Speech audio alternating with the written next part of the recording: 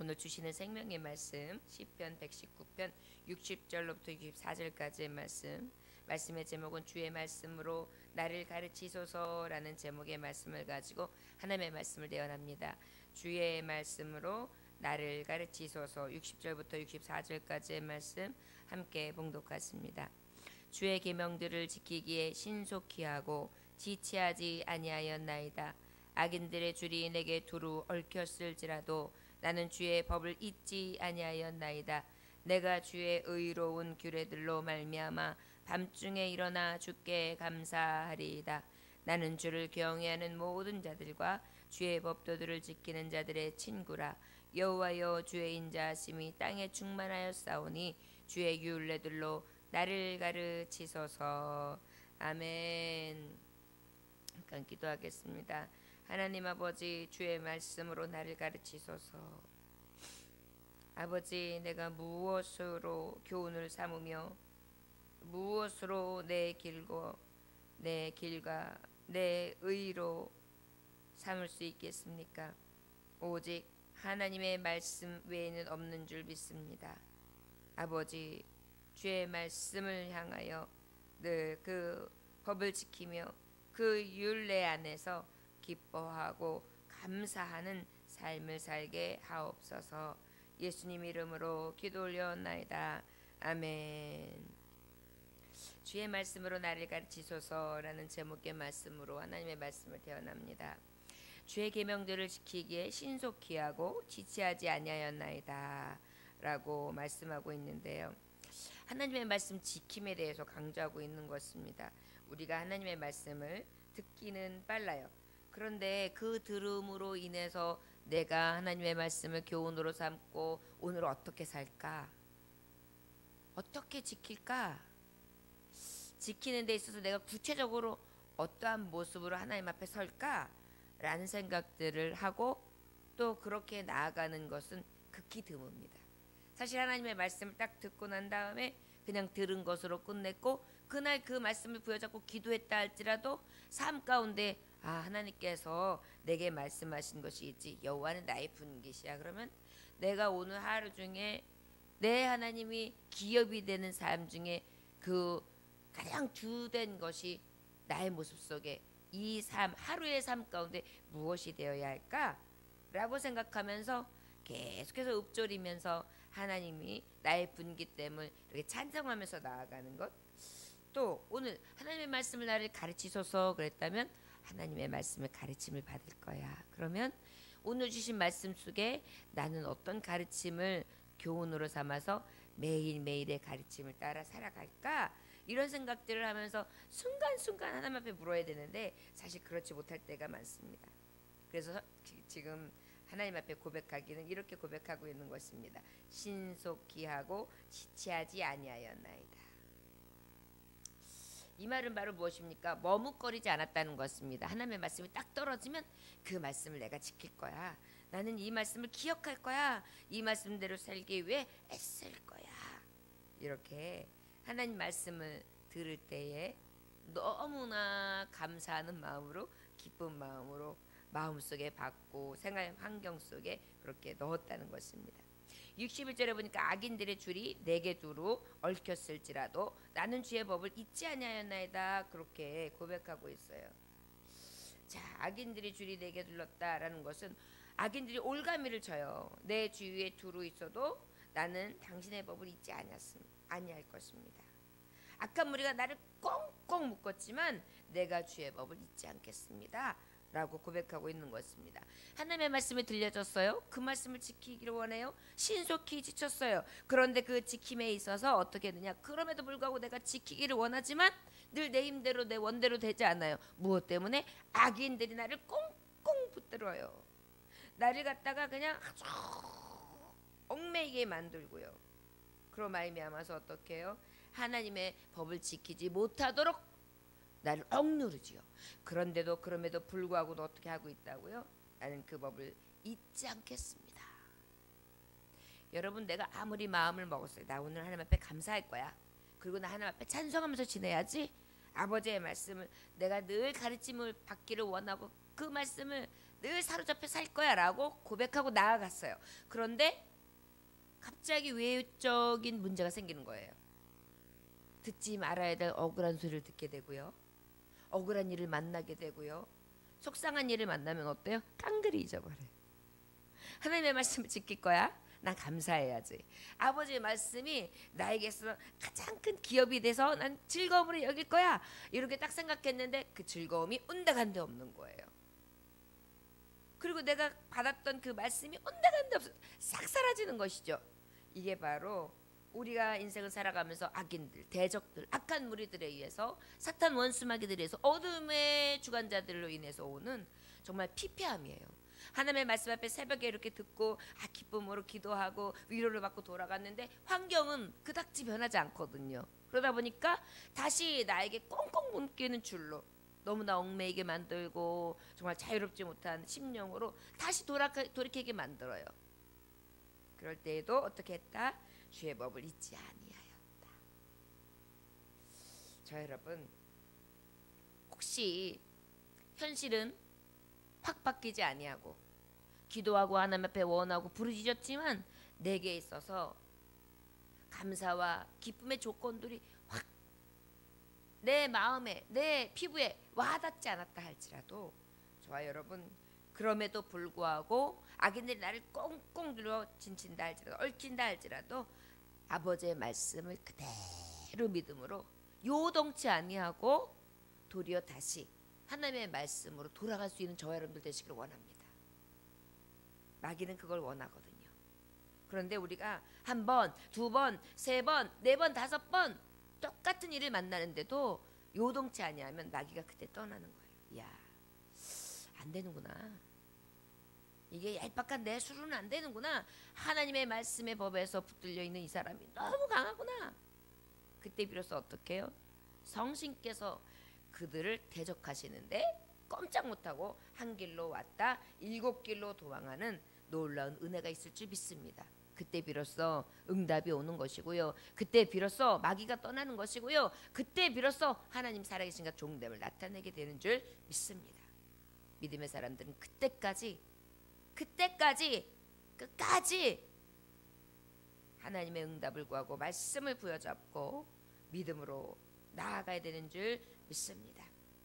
62절에 보니까 내가 주의 의로운 규례들로 말미암아 밤중에 일어나 주께 감사하리이다 그렇게 얘기했어요. 하나님의 말씀은요 이에게 분깃되고 기업이 되는데 내가 하나님의 말씀을 신속히 지킨단 말이에요. 악한 무리들이 나를 꽁꽁 붙들고 그럼에도 불구하고 나는 하나님의 말씀을 잊지 않기를 원해요. 그리고 또 어떻게까지 하냐면 그것도 부족해서 밤중에 일어나 주께 감사하리이다. 여러분 지금 이 새벽 예배가 밤중이잖아요. 캄캄하죠? 새벽 미명이 참 묘합니다. 새벽이면 아침인데도 말이죠. 밤이에요. 자던 그 몸을 깨우는 거예요. 아침에 이 새벽에 하나님 앞에 우리의 몸을 드린다는 것이 쉬운 것이 아니잖아요. 거기다가 일하시는 분들은 더욱더 그래요. 새벽에 하나님 앞에 드리고 늦은 시간까지 일하고 돌아오면 얼마나 파죽이 돼요. 중간중간 졸음도 오고 얼마나 피곤합니까?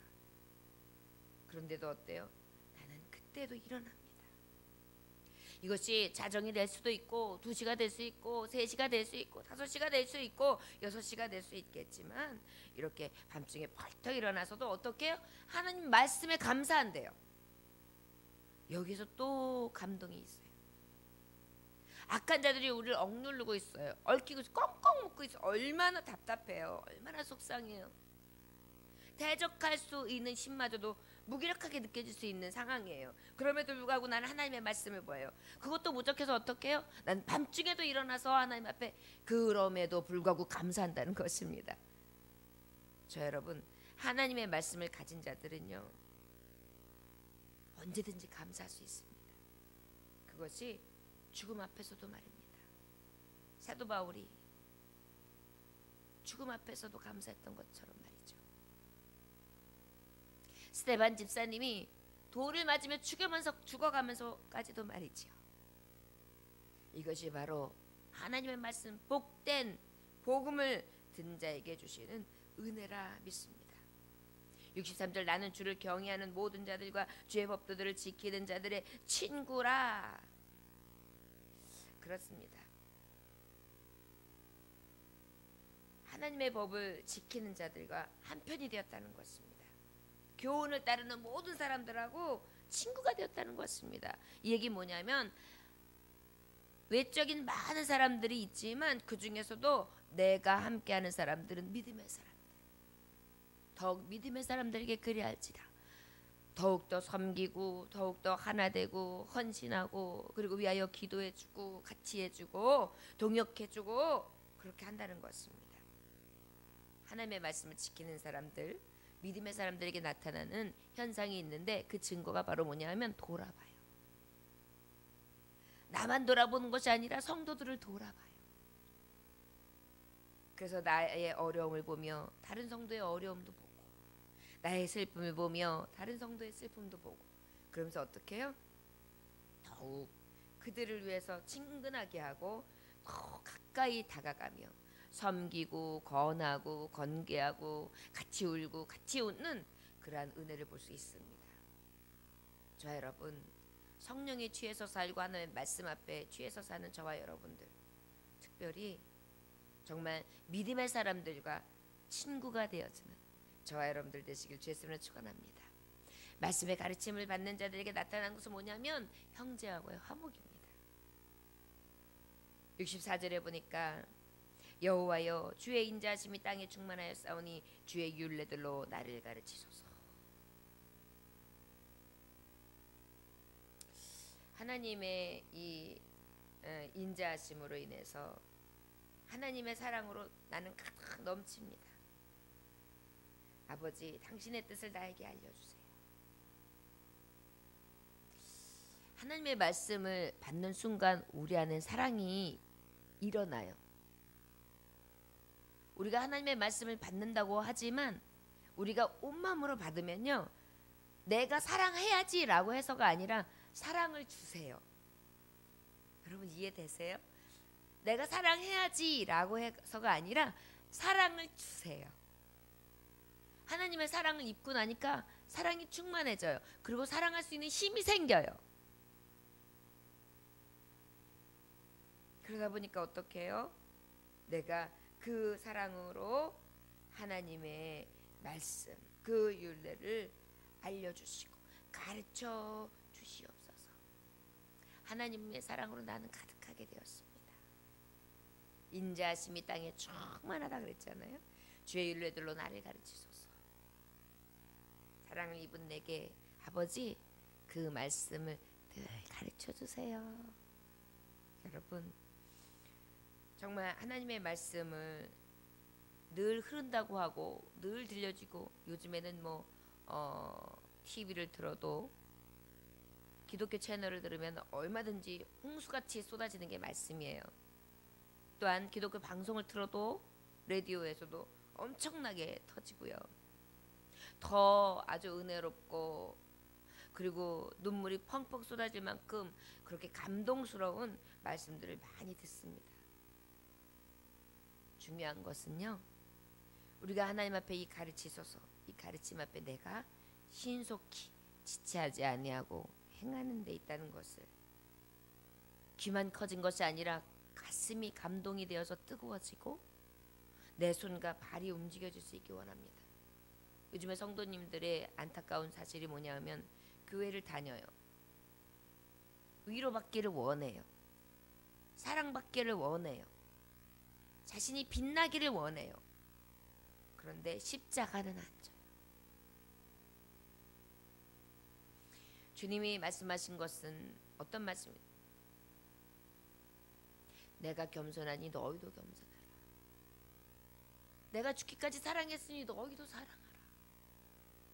이것이 주님이 우리에게 주신 계명이고 말씀이고 율례예요. 이것을 지킨다라는 것은 어떤 의미예요? 주님의 길을 간다는 의미입니다. 저 여러분 십자가의 길을 가는 것에 지체치 아니하고 신속한 우리가 악인들이 우리를 둘러 진친다 할지라도 하나님의 말씀을 잊지 아니하고 밤중에도 벌떡 일어나 하나님의 말씀을 부여잡고 감사하면서 아버지의 말씀을 청종하는 많은 사람들과 무리를 짓고 친구가 되고 친교하고 함께하고 같이하며 또한 하나님의 사랑을 입은 자답게 아버지의 말씀을 늘 가르침을 사모하면서 이 율례의 말씀 앞에 떠나지 않는 저와 여러분들이 되어야 될 줄 믿습니다. 올림퍼스 신전에서 시간의 신 크로노스의 신상이 있습니다. 이 신상은 벌거숭이 젊은이가 달리는 모습을 하고 있는데 벌거숭이 젊은이가 막 달리는 모습을 하고 있어요. 그런데 발에는 날개가 달려 있고 오른손에는 날카로운 칼이 들려 있어요. 발에는 뭐가 달려 있다고요? 날개. 오른손에는 뭐요? 날카로운 칼. 이마에는 곱슬곱슬 머리카락이 늘어져 있어요. 그런데 뒷머리와 목덜미는 밍숭밍숭. 아예 머리카락이 없어요. 이 신상을 본 시인 포세이디프는 이렇게 노래했습니다. 시간은 쉼없이 달려야 하니 발에 날개가 있고 시간은 창끝보다 날카롭기에 오른손에 칼을 잡았고 시간은 만나는 사람이 잡을 수 있도록 앞니마에 머리칼이 있으나 시간은 지난 후에는 누구도 잡을 수 없도록 뒷머리가 없다. 시간은 곧 기회다. 한번 놓친 기회는 다시는 그 앞이마를 우리에게 보여주지 않습니다. 저 여러분 한번 생각해 볼 만한 의미심장한 교훈이라 한번 소개해 보았습니다. 예배하는 것 늘 있지요. 새벽 예배 늘 교회마다 이루어지고 있어요. 그러나 예배하지 않으면 예배하지 않는 모든 사람들은 기회를 놓치고 있는 거예요. 우리에게 왜 하나님은 생명을 연장해 주시고 계실까요? 그저 이 땅에서 잘 먹고 잘 살고 복 받으라고요? 그럴까요? 하나님은요 우리에게 지금 기회를 주시고 계세요. 은혜 받을 만한 기회, 충성할 만한 기회, 헌신할 만한 기회, 감사할 만한 기회, 기도하고 충성하여 하나님 앞에 죽도록 충성하되 십자가를 질 수 있는 기회, 십자가의 길을 갈 수 있는 기회를 주고 계신 것입니다. 세월은 참 빨리도 도망갑니다. 앞에서는 붙잡을 수 있지만 지나간 시간은 세월은 붙잡을 수가 없습니다. 시간은 우리에게 날카롭게 다가옵니다. 저 여러분 우리에게 있어서 이 신앙생활이 내일도 있을 것이라 보장하지 마십시오. 기회는 오늘 만난 오늘만 있는 것입니다. 성도들이 가만히 보면 평안할 때는 하나님을 찾지 않다가 그래도 감사한 것은 불행한 일, 특별히 일신상의 문제가 생기거나 여러 가지 문제를 만나면 그때 하나님 앞에 급하게 달려 나오는 경우들이 있어요. 저는 이것도 귀하다고 생각해요. 환난이 오히려 기회이겠죠. 소망에 이르게 하니까요. 그런데 이 기회마저도 놓치는 분들이 있어요. 얼마나 안타까운지 모릅니다. 저와 여러분 지나가고 말면 주님이 주실 이 축복의 기회는 놓치고 맙니다. 하나님의 말씀 오늘 이 새벽에도 주셨죠? 이 말씀은 받은 우리만 아는 보배입니다. 이 말씀을 갖고 기도하는 받은 우리만이 축복입니다. 이 말씀을 따라 행하고 그 말씀을 읊조리며 잊지 않고 묵상하는 우리가 하나님께서 주신 너무나 큰 기회를 얻은 자들입니다. 그리고 혹 오늘 나와 여러분들을 부르신다고 했을 때 우리는 이 기회를 잡고 하나님 앞에 가는 자들입니다. 저와 여러분 하나님의 말씀으로 나를 가르치소서. 이 늘 소망하며 소원하고 소원하는 그러한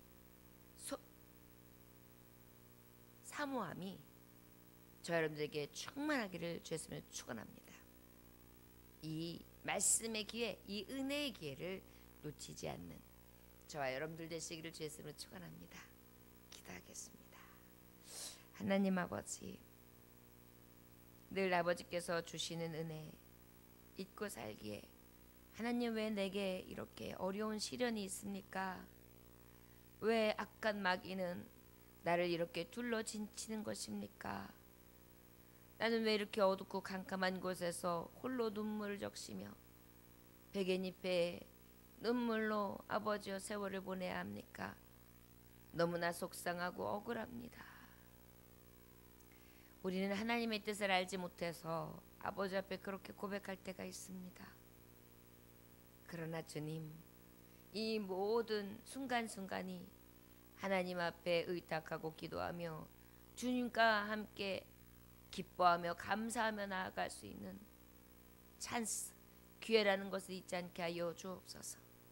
그리하여 하나님의 말씀의 가르침을 따르게 하시고 모든 순간 가운데 하나님이 역사하시고 나와 함께 하시는 그 은혜를 말씀을 통하여, 그 약속의 말씀을 통하여 깨닫고 다시 그 힘을 내며 감사할 수 있게 해주시고 영광 안에 드는 자가 되게 하여 주옵시며 썩어질 소욕이 아니라 썩지 않을 영원한 것을 향해 늘 달려가기를 소망하는 가장 하나님의 기쁨 되는 자녀 될 수 있도록 축복하여 주옵소서. 이 새벽에도 주의 말씀의 가르침을 받았습니다. 우리의 소망이 어디 있습니까? 오직 주께 있습니다.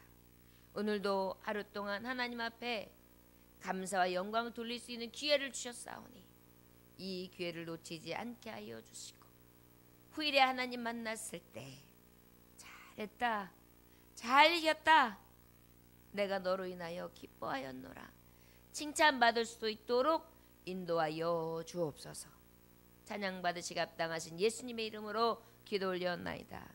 아멘. 주님 가르쳐준 기도로 마치겠습니다. 하늘에 계신 우리 아버지여, 이름이